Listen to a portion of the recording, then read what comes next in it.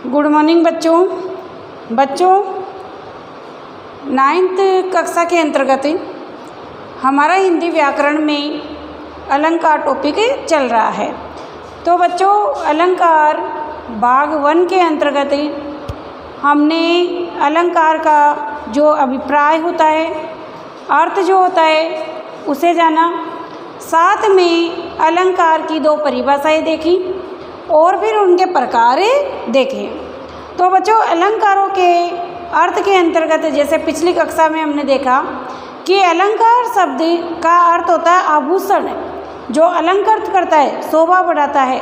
अर्थात जिस प्रकार एक नारी अपने सौंदर्य को बढ़ाने के लिए आभूषण या गहने पहनती है और इससे उसकी शारीरिक शोभा में, सुंदरता में वृद्धि होती है, ठीक उसी प्रकार एक कवि भी अपने काव्य को, सौंदर्य को बढ़ाने के लिए अलंकारों का प्रयोग करता है।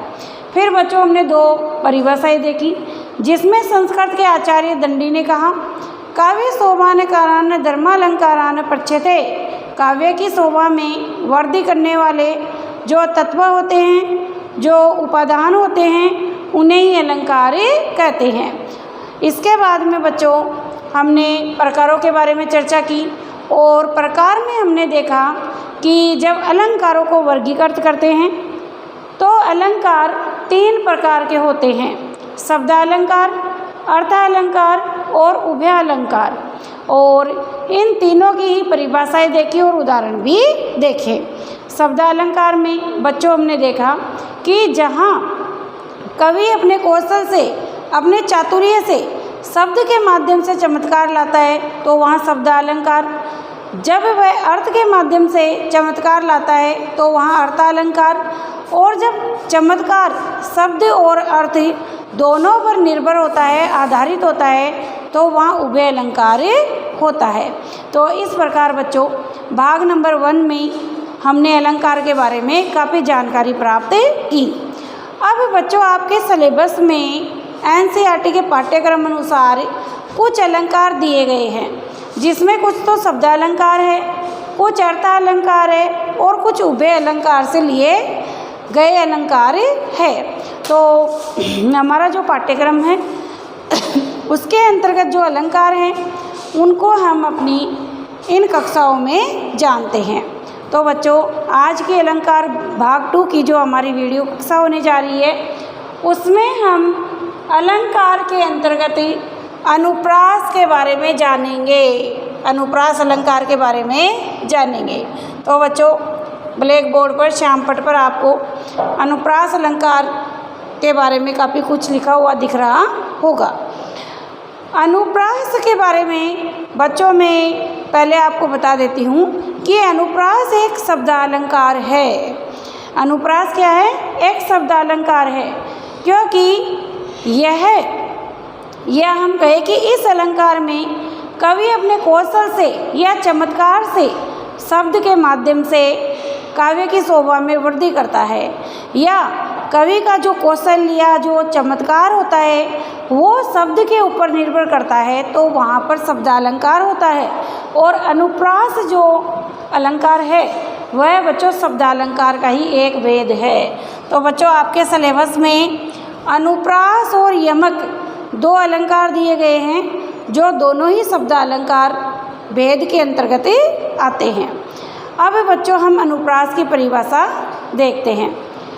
अनुप्रास बच्चों शब्दालंकार तो है ही, लेकिन जब हम इसकी परिभाषा देखेंगे तो हम कह सकते हैं कि वह अलंकार जिसमें किसी भी वर्ण की आवृत्ति 1 या 1 से अधिक बार होती है, भले ही स्वर की भिन्नता हो, तो वहाँ पर अनुप्रास अलंकार होता है। तो बच्चों देखिए मैंने ब्लैक बोर्ड पर यहाँ पे लिखा है, जहाँ काव्य पंक्ति में, काव्य का अर्थ होता है कविता, काव्य का अर्थ होता है बच्चों कविता, दोहा या पद्यांश, तो उसकी जो पंक्ति लाइन आती है उसमें जहाँ काव्य पंक्ति में वर्णों की आवृत्ति 1 या 1 से अधिक बार हो, वहाँ पर अनुप्रास अलंकार होता है। या हम कहें कि जहाँ पर वर्ण की आवृत्ति 1 या 1 से अधिक बार होती है भले ही स्वर की भिन्नता हो तो वहाँ पर अनुप्रास अलंकार देखने को मिलता है। अब बच्चों यहाँ पर एक शब्द आया है वर्ण, और वर्ण से बना है वर्णों, जो कि बहुवचन है।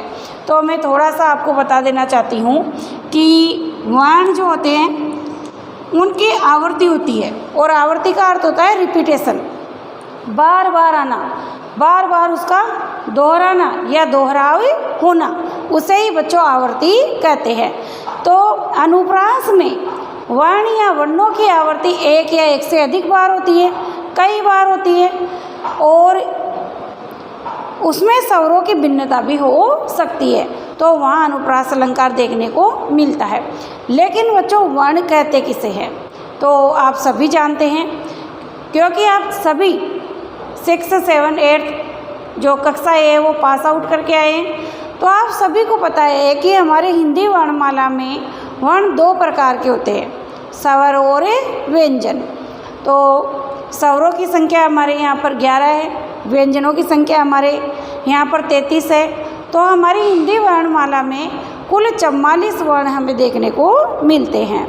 तो वही वर्ण अर्थात स्वर और व्यंजन जो होते हैं उन्हें वर्ण कहा जाता है। तो अनुप्रास अलंकार में जो है वर्णों की आवृत्ति में देखने को मिलती है। अब बच्चों उदाहरण के साथ में समझेंगे कि कैसे इनकी आवृत्ति होती है। तो उदाहरण है हमारा नंबर 1 पर, भगवान भक्तों की भयंकर बुरी भीति भगाइए। नंबर 1 पर मैंने उदाहरण लिखा है, भगवान भक्तों की भयंकर बुरी भीति भगाइए। तो इसका हम अनुवाद करते हैं।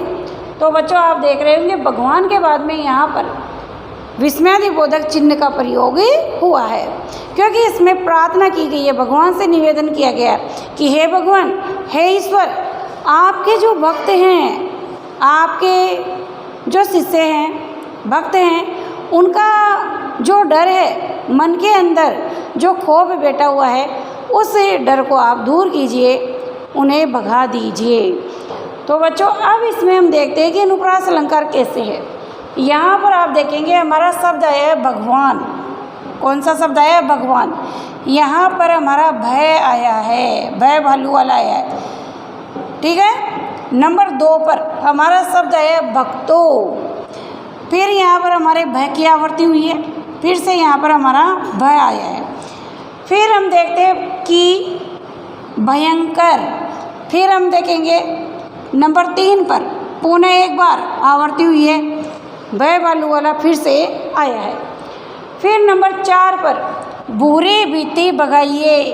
नंबर 4 पर बुरी शब्द में फिर भय आया है, लेकिन बच्चों इसमें हल्का सा परिवर्तन यह है कि यह जो भय है इसके नीचे ऊ की मात्रा है, बड़े वाले ऊ की मात्रा है, तो यह हमारा भय नहीं होकर के भू बन गया है, लेकिन वर्ण हमारा भय ही है।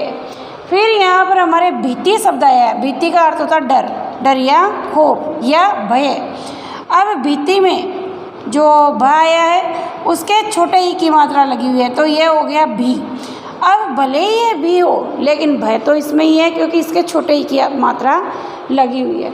फिर आप देखिए भगाइए, तो एक बार पुनः भगाइए शब्द में फिर से भय आया है।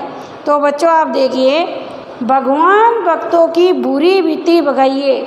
इस एक पंक्ति में, इतनी सी छोटी सी पंक्ति है, छोटा सा वाक्य है, जिसमें 1, 2, 3, 4, 5, 6 बार भय वर्ण की आवृत्ति हुई है।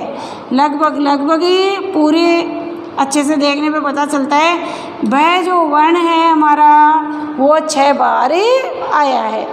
4 बार तो इसमें जो है मात्रा रहित है, और 2 बार इसमें भू ऊ की मात्रा और छोटे ई की मात्रा लगी हुई है। तो यहाँ पर हम देखेंगे कि भय वर्ण की आवृत्ति 1 या 1 से अधिक बार, 2 से अधिक बार, कितने ही बार, लेकिन यहाँ पर इस पंक्ति में 6 बार हुई है, तो यहाँ पर हमारा अनुप्रास अलंकार है। तो ये तो हमारा नंबर 1 जो उदाहरण है वो हमने समझा। अब नंबर 2 पर उदाहरण जो हमारा है उसको हम समझते हैं। नंबर 2 के उदाहरण में कहा गया है, तरनी, तनुजा, तट तमाल तरुवर बहु छाए। क्या कहा गया है बच्चों नंबर 2 के उदाहरण में?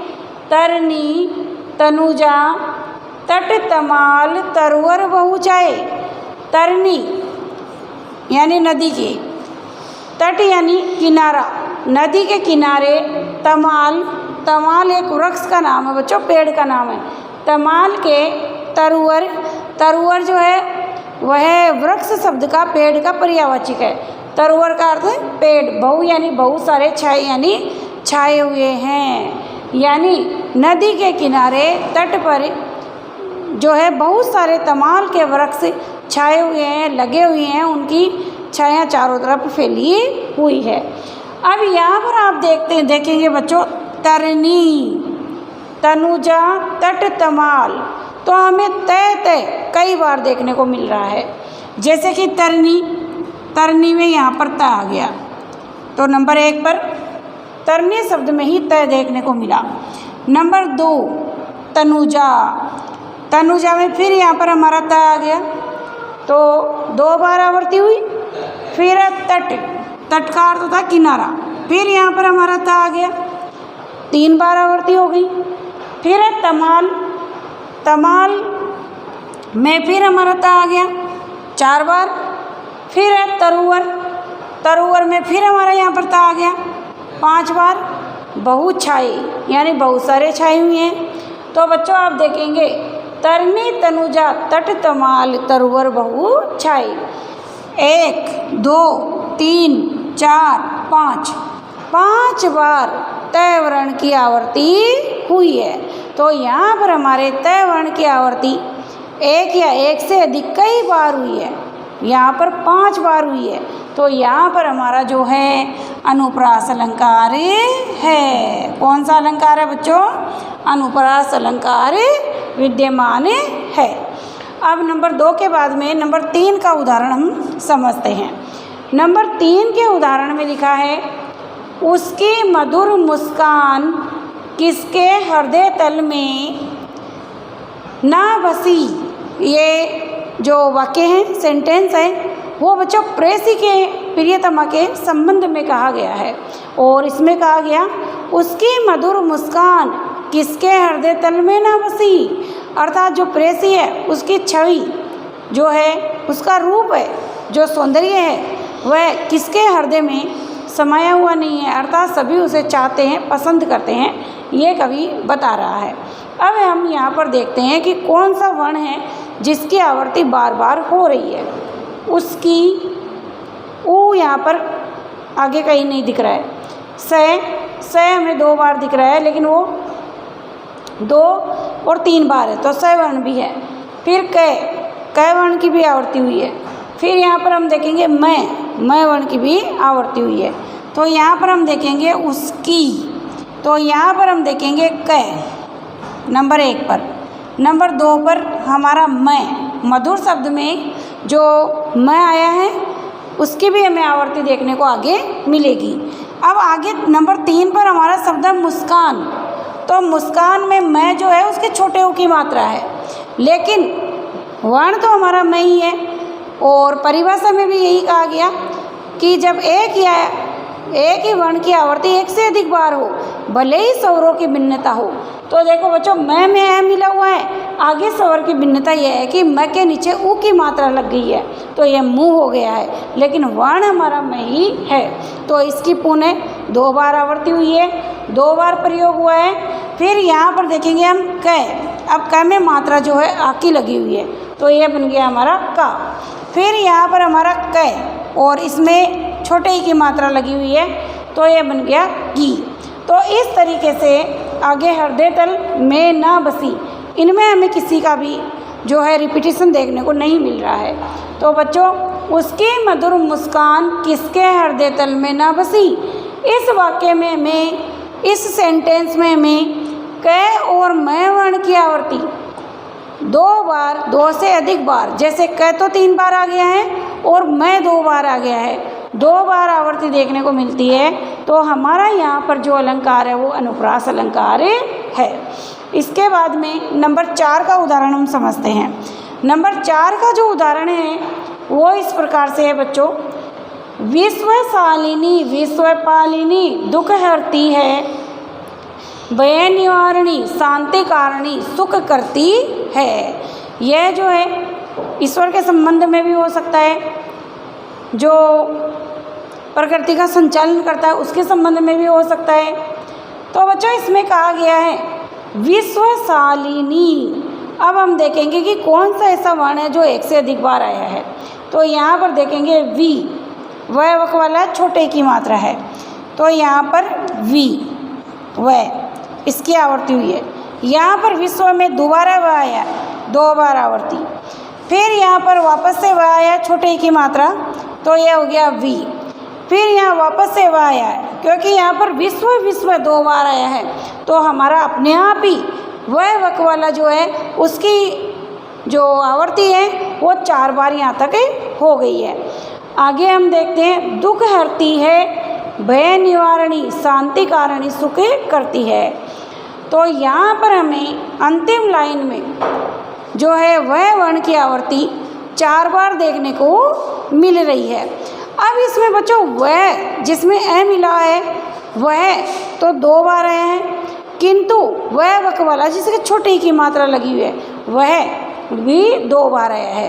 तो वह वर्ण की आवर्ती हमें 4 बार यहाँ पर देखने को मिल रही है। तो बच्चों हमने जो है अनुप्रास अलंकार की परिभाषा और इसके उदाहरण तो समझ लिए कि जब एक ही वर्ण की आवर्ती एक से अधिक बार होती है तो वहाँ पर अनुप्रास अलंकार होता है, और हमने 4 उदाहरणों के माध्यम से इसको समझा। अब अनुप्रास अलंकार के जो भेद होते हैं ना वो हम समझते हैं। तो बच्चों अनुप्रास के जो भेद होते हैं, प्रकार होते हैं, अब हम उन्हें समझते हैं। अनुप्रास के बच्चों 4 भेद होते हैं और कुछ विद्वान 5 भी मानते हैं। तो अनुप्रास के जो 4 भेद होते हैं उनमें हमारे जो है छेका अनुप्रास, वर्त्य अनुप्रास, सुरते अनुप्रास, अंत्य अनुप्रास, 4 तो ये मुख्य भेद हैं, और कुछ विद्वान लाटा अनुप्रास भी इसका एक भेद मानते हैं। लेकिन हम मुख्य रूप से इसके जो 4 भेद है उन्हें समझ लेते हैं। तो बच्चों ब्लैक बोर्ड पर मैंने इनकी जो परिभाषा थी, परिभाषा के साथ में उदाहरण थे वो नोट किए। अब एक एक भेद को 1 बाय 1 हम जो है समझते हैं। अनुप्रास अलंकार में जो भेद हैं उनका प्रथम प्रकार या भेद है छेका अनुप्रास। प्रथम भेद है बच्चों छेका अनुप्रास, छेका अनुप्रास अलंकार।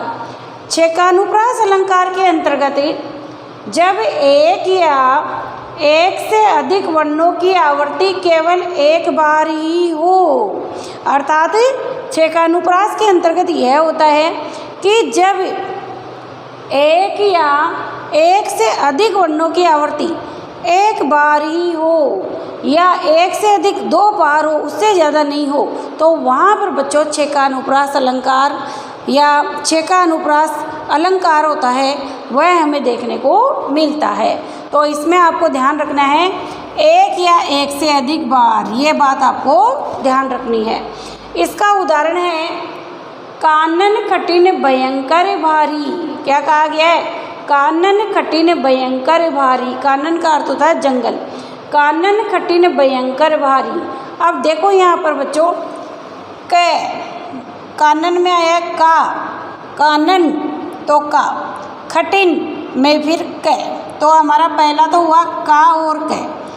फिर है भयंकर भारी, भयंकर में फिर भय, फिर भारी में है भा, तो यहाँ पर भय और नंबर 2 पर भा। तो एक ही वर्ण है, इसमें पहले क है और फिर भय है, इसकी आवर्ती यहाँ पर हुई है।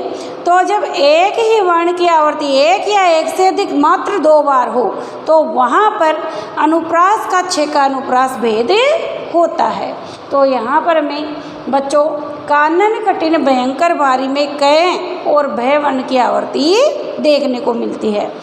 अब बच्चों हम बात करते हैं नंबर 2 भेद की। तो नंबर 2 पर हमारा जो भेद है वह है वर्त्यानुप्रास। कौन सा भेद है बच्चों? वर्त्यानुप्रास। वर्त्यानुप्रास की परिभाषा में कहा गया है कि जहाँ एक से अनेक एक या एक से अधिक, एक या एक से अधिक या अनेक वर्णों की आवर्ती एक से अधिक बार हो। यह देखो बच्चों, इस 6 का अनुप्रास से ठीक विपरीत है, उसमें एक बार लेकिन इसमें अनेक बार। जब एक या अनेक वर्णों की आवर्ती एक या एक से अधिक बार, 2 बार भी हो सकती है, 3 बार भी हो सकती है, 4 बार भी हो सकती है, तो वहाँ पर अनुप्रास का जो भेद है, वर्त्य अनुप्रास, वो हमें देखने को मिलता है। अब इसका जो उदाहरण है बच्चों वो इस तरीके से है, विरति विवेक विमल विज्ञानी। क्या कहा गया है? विरति विवेक विमल विज्ञानी। अब इसमें हम देखेंगे विरति शब्द में व आया है और व के छोटे ही की मात्रा लगी हुई है, तो एक बार यहाँ पर हुआ।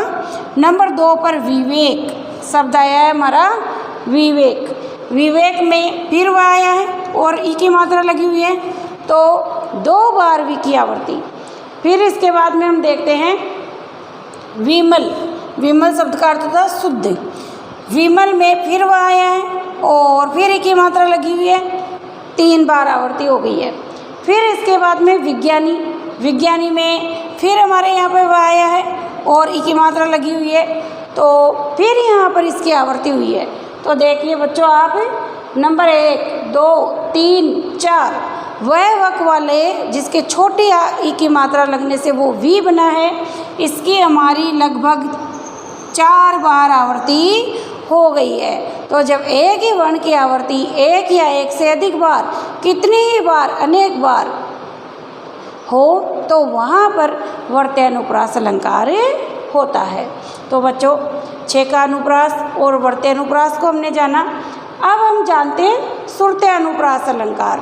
और बच्चों अनुप्रास जो अलंकार है उसके 4 भेदों में सबसे कठिन हमारा सुरते अनुप्रास अलंकार होता है, क्योंकि इसका संबंध जो होता है ना बच्चों, वह मुख के उच्चारण स्थल से या उच्चारण अवयवों से होता है। और उच्चारण स्थल वो स्थल या स्थान होते हैं जिनका संबंध हमारे जो वर्ण हैं उनसे होता है। एक तरीके से हम कह सकते हैं कि वर्णों का उच्चारण करते समय हम अपने मुख के जिन उच्चारण स्थलों का प्रयोग करते हैं उन्हें ही उच्चारण स्थल या उच्चारण अवयव कहते हैं। और इसके अंतर्गत बच्चों हमारे कंठ, तालु, मूर्धा, दंते, ओष्ठे, नासिका, वतरसे, कंठोष्ठव, कंठे तालव्य, दंत्योष्ठव आदि सभी आ जाते हैं। जैसे कि हमारे क वर्ग का उच्चारण हमारे कंठ से होता है। किससे होता है? कंठ से, गले से होता है।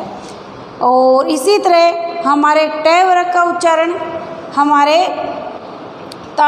जो है तालु है, त वर्ग का उच्चारण हमारे तालु से, तालवे से होता है।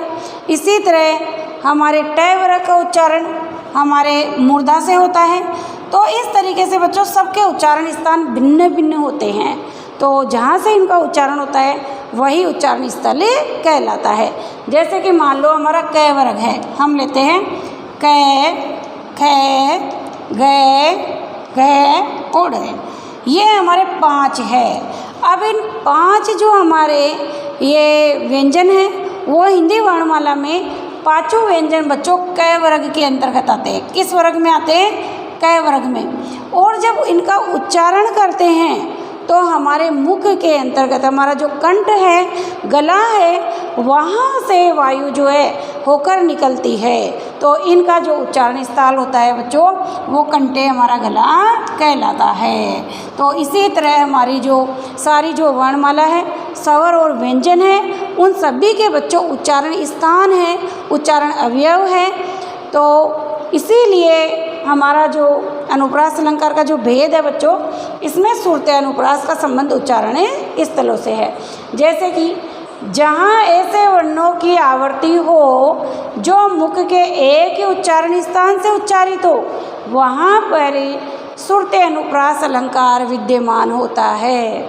अब बच्चों उच्चारण स्थल तो भिन्न भिन्न होते हैं और स्वर और व्यंजन भिन्न भिन्न उच्चारण स्थलों से उच्चारित होते हैं, लेकिन सुरते अनुप्रास में कहा गया कि जब हमारा वाक्य या सेंटेंस जो कोई भी आता है उसमें ऐसे वर्ण आ जाते हैं जिनकी आवर्ती तो होती है, जिनका बार बार रिपीटेशन तो होता है, लेकिन उनका उच्चारण स्थान एक ही होता है, तो वहाँ पर सुरते अनुप्रास अलंकार होता है।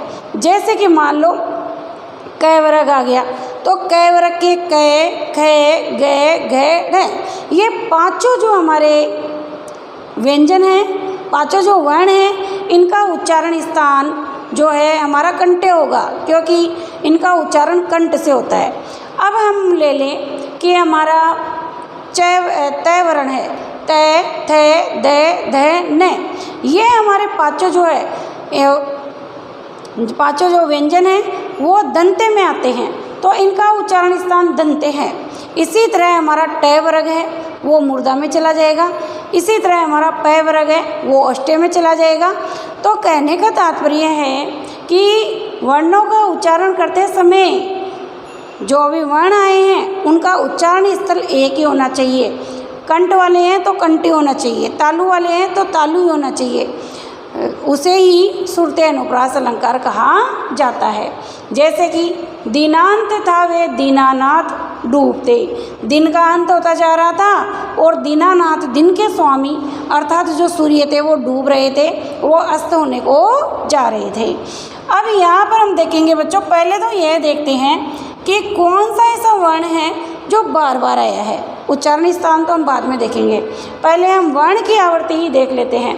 दीनानाथ था वे दीनानाथ डूबते, दिनांत था वे दीनानाथ डूबते। दे छोटे की मात्रा लगी हुई है तो एक बार आवर्ती, फिर यहाँ पर न, यहाँ पर पुनः इसकी आवर्ती, फिर यहाँ पर था इसकी आवर्ती नहीं है, लेकिन आप देखेंगे फिर यहाँ पर द, फिर द की आवर्ती, फिर यहाँ पर न की आवर्ती, फिर ना की आवर्ती, फिर यहाँ पर डूबते। तो यहाँ पर हम देखेंगे तय आया है इसमें और थ भी आया है। तो वर्णों के उच्चारण के अकॉर्डिंग देखते हैं तो द दवात वाला, नन वाला, द दवात न और ना, इनका तो बार बार यहाँ पर रिपीटेशन हुआ है, आवर्ती हुई है, लेकिन तय तलवार वाला और थ तन वाला एक बार ही आया है। लेकिन अब परिभाषा को ध्यान में देंगे तो परिभाषा के अकॉर्डिंग हमें समझना होगा कि वर्णों का उच्चारण स्थान जिनकी आवर्ती हुई है उन वर्णों का उच्चारण स्थान एक ही होना चाहिए। अब बच्चों इन्हें हम क्रमबद्ध देखते हैं तो ये हमारे तय वर्ग के वर्ण हैं। किस वर्ग के हैं? तय वर्ग के, क्योंकि तय वर्ग में ही तय, द, न और हमारे जो ये वर्ण हैं वो आते हैं, और एक जो इसमें तय थन वाला भी आ जाता है, तय तय द द न। तो ये 5 वर्ण हमारे तय वर्ग में आते हैं।